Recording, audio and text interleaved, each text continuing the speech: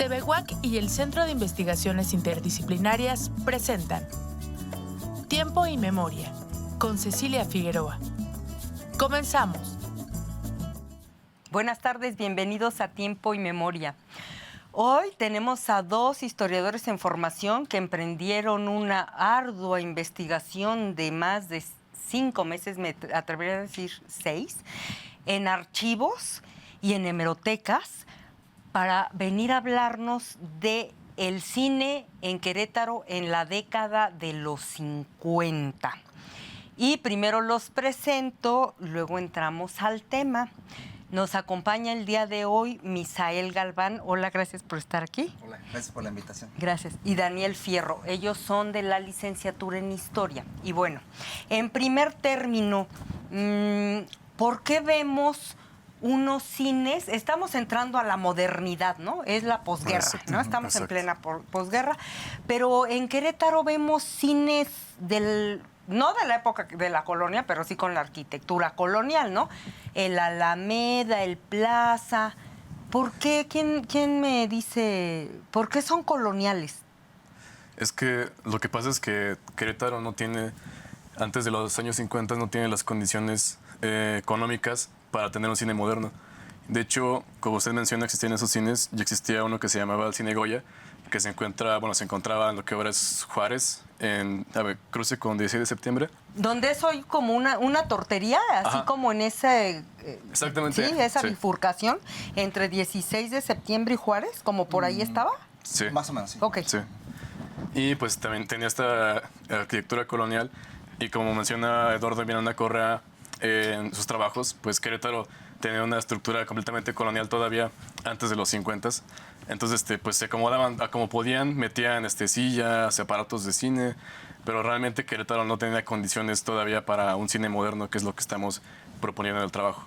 Oigan, y en el trabajo, Misa, hablan precisamente de cómo llegó a desbordarse el número de la capacidad que incluían estos cines en el Plaza, creo que dicen, porfa, me lo aclaras, y metían así sillas de esas que se doblan y ahí siéntense donde puedan. Ah, sí. Bueno, se menciona, de hecho, hay una anécdota que menciona David Estrada, el periodista, que eso fue durante la inauguración del Teatro de la Alameda. ¿Cómo crees? Sí, era tanta, pues, ahora sí que el interés del público por asistir a este nuevo teatro que, pues, se metieron sillas de más entre las filas para poder ir a la función. Sí, así es. Qué interesante. Oigan, y háblenos un poco de estos aspectos económicos, porque ustedes abordan la temática no desde el vacío, sino desde una perspectiva de la historia económica. Entonces, ¿en qué contexto económico se da esta incursión y este auge del cine en Querétaro en la década de los 50? ¿Qué estaba pasando, pues, en la economía queretana? ¿Cómo era? Pues es interesante cómo lo menciona, porque igual entrando en los 50, Querétaro era una economía completamente rural. Y pues Querétaro siempre hacía alarde de ser moderno y que somos hasta acá lo mejor del Bajío, pero o sea, en ese tiempo pues todavía era una economía completamente agraria.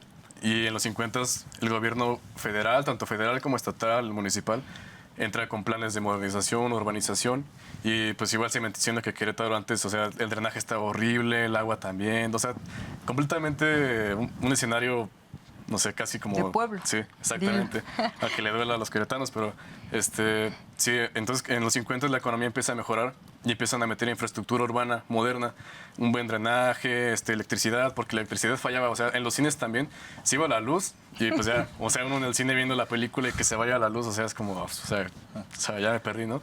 Y entonces ya empiezan a meter electricidad, agua, toda esta infraestructura moderna, y es cuando se da aumento en la población aquí en Querétaro, en la ciudad. Y empieza a aumentar la población, empiezan a llegar empresas, empieza a aumentar el trabajo, y es cuando empieza también a haber incremento en el ingreso de la gente. Y es cuando ya se puede dar esta posibilidad de que surjan estos cines y que la gente pueda ir a un cine o a otras cosas también de entretenimiento. Sí, y es que como apunta Miranda Correa, que es uno de los autores que consultaron, es precisamente en la década de los 40, digamos que hacia el finales con Agapito Pozo Balbás, Sí. o Balbás, que se incentiva, ¿no? Esta ley 33 que dice, por favor vengan a invertir en cines, en hoteles, en balnearios, en lo que quieran, pero vengan y les regalamos todo y les regalamos los terrenos y el agua y la electricidad, pero además los exentamos 5 años de impuestos y si quieren otros 5. O sea, les pone todo en bandeja de plata. No obstante, como dice Daniel, no había las condiciones propicias. O sea, la hidroeléctrica queretana era un fiasco. Te tandeaban la luz. De 8 a 10 te toca luz, ya luego no. O sea, imagínense qué empresa, tipo las que llegan después como Kellogg's, Carnation Clavel, van a estar soportando esas condiciones. Agua insalubre. Entonces, pero esto, no me quiero salir del tema. El contexto que ustedes analizan es el de la primera industrialización, que tampoco fue un fracaso, porque ahí tenemos la zona industrial La Era, con Molinos El Fénix, La Concordia y otras industrias de mediano pelambre que no requerían muchísimo y que dijeron, órale, nos vamos a Querétaro, ¿no?, a invertir, ¿verdad? Y ese es el contexto. Y ahora sí vamos a entrarle a la industria del cine. Háblenos de quién regenteaba el cine en Querétaro, cuántos cines había. Sí, mira, precisamente en este contexto que nos enmarcas es muy interesante porque tú lo mencionaste, está la ley 33 de Agapito Pozo, ¿no? Pues esta ley, como lo dices, quería atraer este sector industrial, pero pues también atrajo al tercer ramo, que es los bienes y servicios, y dentro de ello el entretenimiento, ¿no?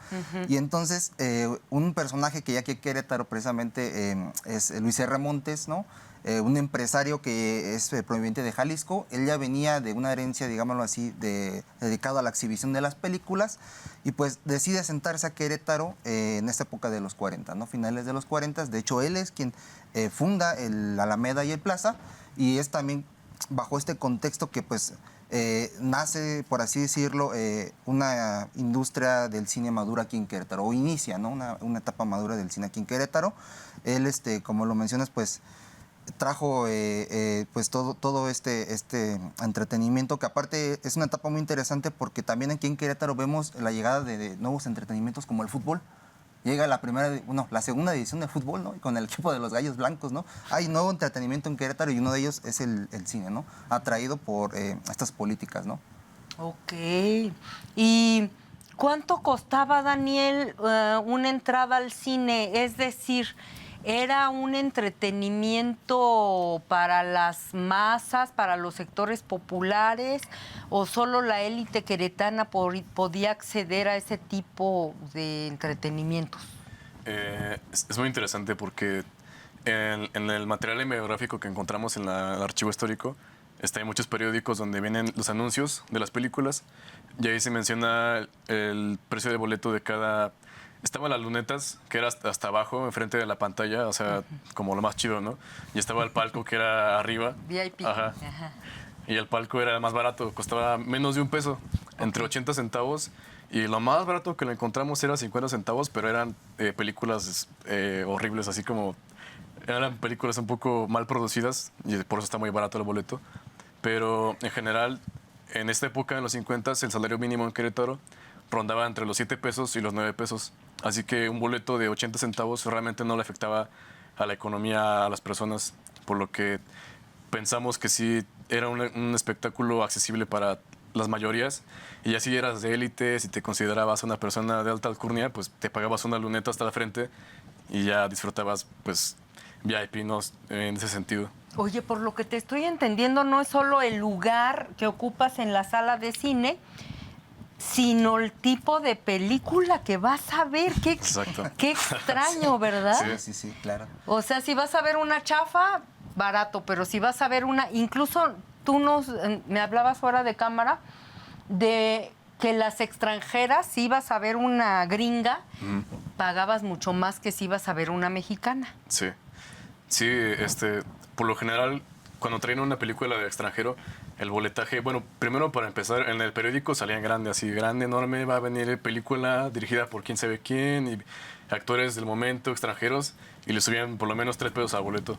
Entonces sí subía demasiado el precio y hasta el palco también subía hasta $1 o 1.50. O sea que también subía para la gente pues del común, ¿no? Así que sí subía demasiado el precio por lo que tú ibas a ver al cine en ese tiempo también.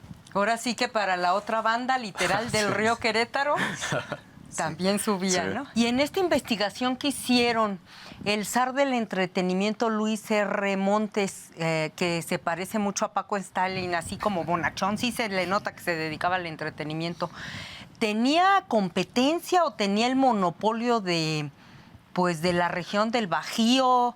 ¿Cómo operaba?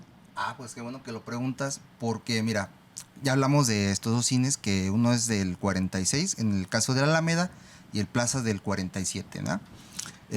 Durante todo el decenio, casi todo el decenio de los 50, va a ser estos dos los únicos cines en Querétaro, por lo cual sí va a tener de alguna manera pues el monopolio del cine aquí en Querétaro, ¿no?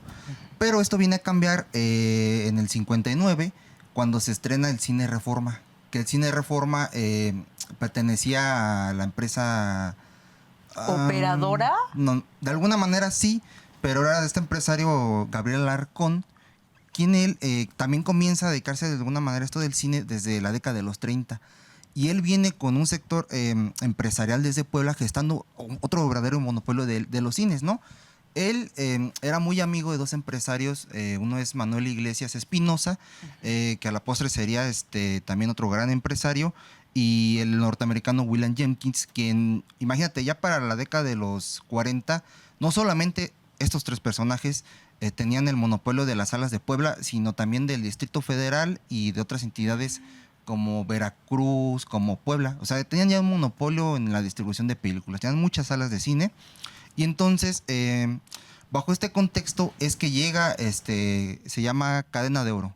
Cadena de Oro, esta empresa llega, pone el Cine Reforma aquí en Querétaro y pues hay una nueva competencia, digámoslo así, en el ramo de las películas aquí en Querétaro, ¿no? Y sí, es de esta manera en el cual, como ya lo mencionó Daniel, pues vamos a ver también por medio de los anuncios, pues una lucha, ¿no? Por obtener el interés del público por asistir a estas salas, ¿no? Entonces, el panorama que pinta Querétaro para los 60 en cuestión del cine es muy interesante, porque en el 59 ya hay dos empresarios grandes que se dedican a este rubro peleando pues por el público queretano, ¿no? Ustedes daban un dato, pero no sé si ustedes como que lo lucubraron y hicieron como el paradigma indiciario de seguro les alcanzaba para ir al cine 3 veces al año. A ver, dicen que aproximadamente una familia puede ir al cine 3 veces al año. Es un poco una pregunta un poco extraña, porque a partir de los 50 hay un boom a nivel nacional, no solo en Querétaro, en asistencias al cine.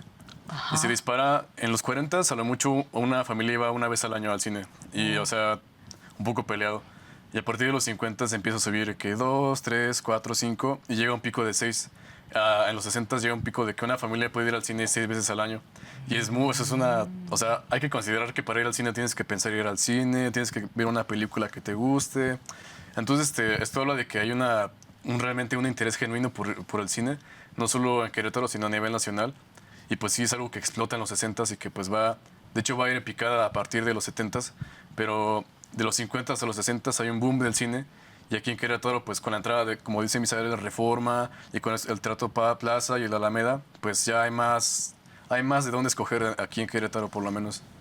Y también, evidentemente, eso habla de un aumento en el poder adquisitivo. Entonces, sí, de manera como muy ranchera, podemos elucubrar que este intento de industrialización, este primer intento, pues de alguna manera sí cuajó, ¿no? Porque pues ya las familias van más al cine y eso quiere decir que tienen ingresos. Ok. Sí.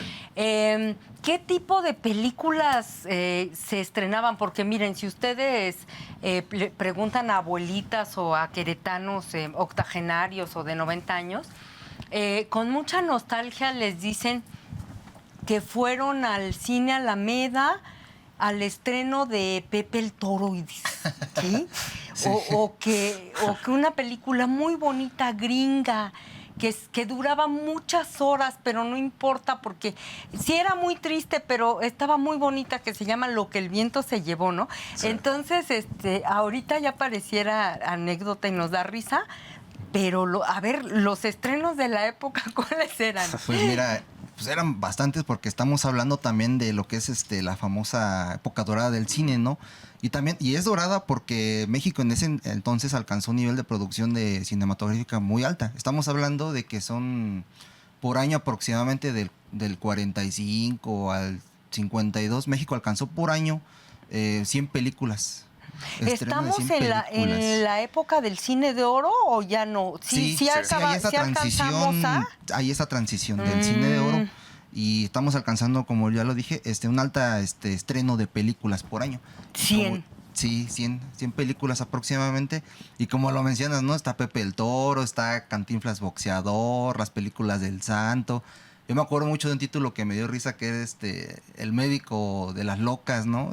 Estos títulos, pues del cine de oro, ¿no? Y como bien lo mencionas, pues la gente iba al cine a ser parte también de las películas, ¿no? Yo recuerdo también estar platicando con algunos gente que le tocó esta época de ir al cine, ¿no? Del específico de la Alameda, y me decían, no, pues yo cuando veía al Santo en estas escenas de acción que peleaba contra las momias, ¿no? Pues yo y la gente le gritábamos al Santo, ¿no? Le gritábamos, ¡Santo! O sea, eran parte de la película, ¿no? Le echaban porras. Le echaban porras al Santo, ¿no? Y aparte, pues, me llamó mucho la atención y me dio risa, porque hoy en día aparece que esto ya desapareció en el cine, ¿no? Vas al cine a una función y ves algún ruido y ¿qué pasa de repente? ¿No? Guarda silencio, ¿no? Pero eso nos habla también, pues, de este interés genuino que tenía la gente por consumir cine, ¿no? Uh-huh. Solo ya en nuestra época, nuestra contemporaneidad, solo una vez me tocó ver eso que tú dices, y fue en el estreno de la película La Cristiada. Sí. Al final, bueno, no sé si ustedes ya habían nacido, están muy chiquitos, pero al final se prendieron las luces y toda la sala al unísono gritó Viva Cristo Rey. Sí. Interesante.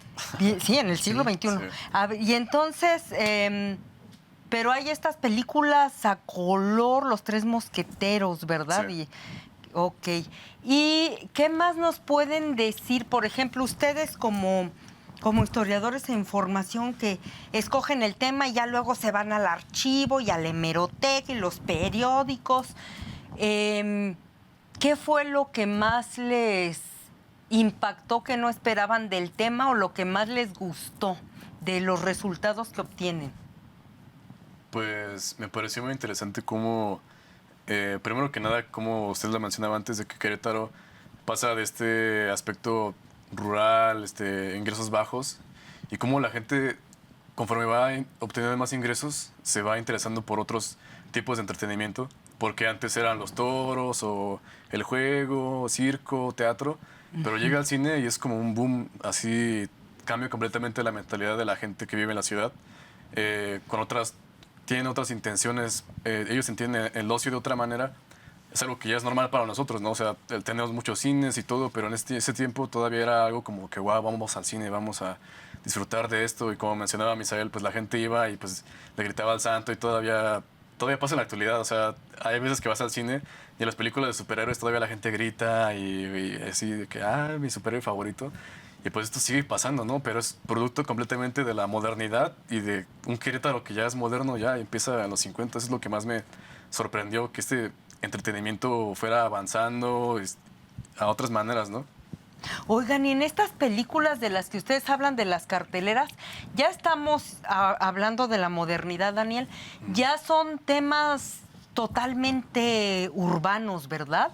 O sea, me refiero a que esas películas de dos tipos de cuidado, ni me voy a acordar porque no soy pésima en eso, pero a ver, estas donde salen Pedro Infante y Jorge Negrete son unos rancherotes bien guapos y se pelean cantando y la hacienda y el rancho, y eso ya fue, ¿verdad? O sea, en esta época que ustedes están estudiando ya es un Pedro Infante trepado, pero en una moto. Ya se bajó del caballo y se subió a la moto.